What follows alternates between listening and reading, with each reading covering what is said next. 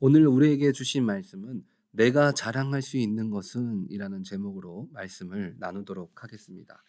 사람들은 누구나 자신이 가진 좋은 것들을 혼자 품고 있기보다 사람들에게 보여주기를 원합니다. 모든 사람이 그런 것은 아니지만 한국 사람들은 때로는 체면 문화가 있어서 보여지는 것을 굉장히 중요하게 생각합니다. 내가 형편이 되지 않아도 좋은 차를, 또 때로는 좋은 옷을, 좋은 집을 보여지는 것에 굉장히 신경을 씁니다. 오늘 본문의 바울과 실라는 나라를 어지럽힌다는 이유로 죄인 취급을 받으면서 매를 맞고 감옥에 갇혀 있었습니다.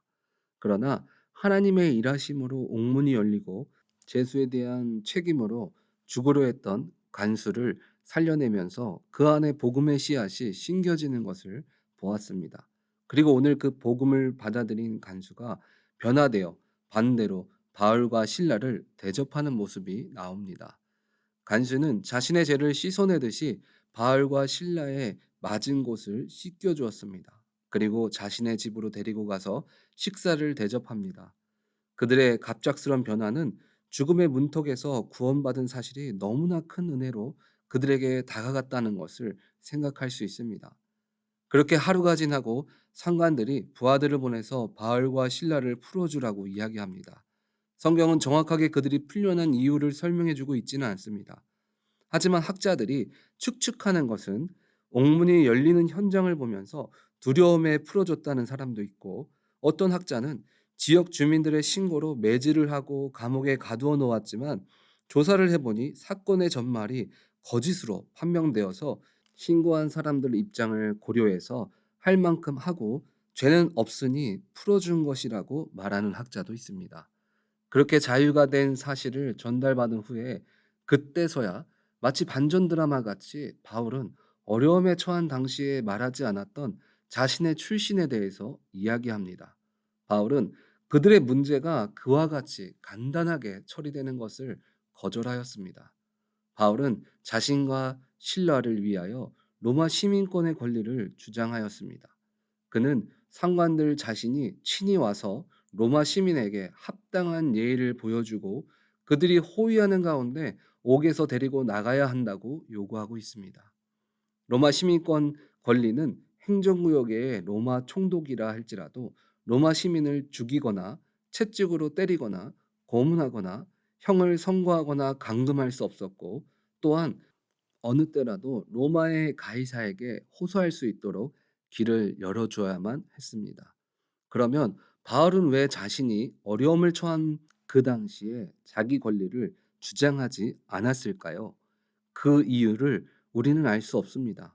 아마 그 상황이 너무 혼란스러워서 이야기했음에도 전달되지 않았을 수도 있습니다. 그런데 하나님은 이 상황을 통해서 지금 성경의 간수와 상관들은 듣고 두려워했다라고 이야기합니다. 이 사건을 통해서 고소한 사람들에게나 그리고 지역 관원들에게 다시 한번 바울과 신라가 전한 복음에 대해서, 그리고 그들을 통해서 일어난 사건을 돌아보는 계기가 되었을 것입니다. 로마 시민권의 권리를 주장하는 그들이 이런 수모를 겪으면서 전했던 것은 무엇일까? 그리고 로마 시민권을 가진 그 사람은 어떻게 저런 능력을 갖게 되었을까? 로마 시민권자로 자기의 권리를 주장하고 자신을 자랑하는 것처럼 보이지만 그 자랑 안에는 로마 시민권자 바울이 아니라 복음을 전하는 바울이 기억되었습니다. 그리고 40절에 빌립보의 개척 장소인 루디아의 집에 들어가 그들을 위로했습니다. 바울이 그 집에 가서 "내가 로마 시민권이 있어서 무사히 풀려났습니다 라고 위로하지 않았을 것입니다. 그는 분명 주님이 일하셨기 때문에 우리가 비록 감옥에 갔지만 풀려나게 되었다고 전했을 것입니다. 바울은 누구에게나 자랑할 수 있는 그런 배경을 가진 사람입니다. 학벌이나 출신, 모든 것이 세상에 드러나면 놀라울 정도의 자랑거리입니다. 그러나 바울은 그런 자랑거리를 자신을 위해서 내세우지 않았습니다.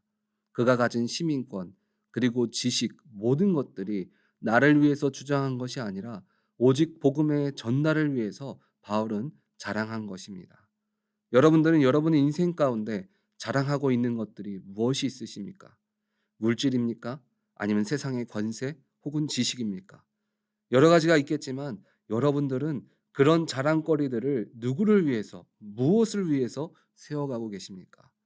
예레미야 9장 23절을 보면 여호와께서 이렇게 말씀하셨다. 지혜로운 사람은 자기의 지혜를 자랑하지 말고 힘 있는 사람은 자기의 힘을 자랑하지 말며 부유한 사람은 자기의 부유함을 자랑하지 마라.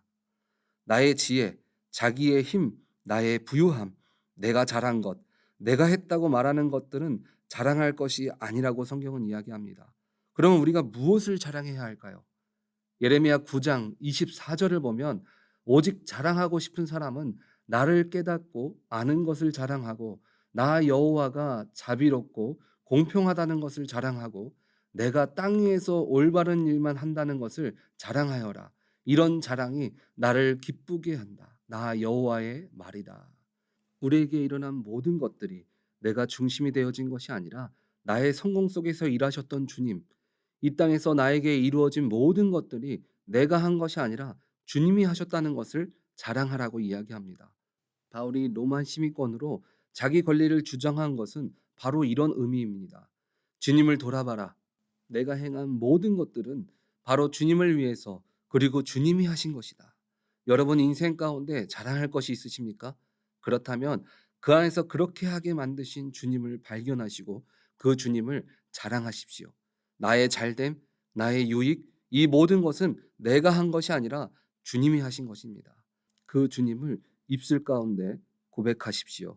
그러면 나를 통해 일하신 주님을 더 자랑할 수 있도록 여러분 인생을 통해서 여러분의 사업장을 통해서 그리고 여러분들의 자녀를 통해서 주님의 이름을 자랑하게 만들어 주실 것입니다. 우리 오렌지 한인교회 모든 성도님들은 여러분들의 인생을 통해서 주님을 자랑할 수 있는 복된 삶이 되시기를 간절히 바랍니다. 아멘.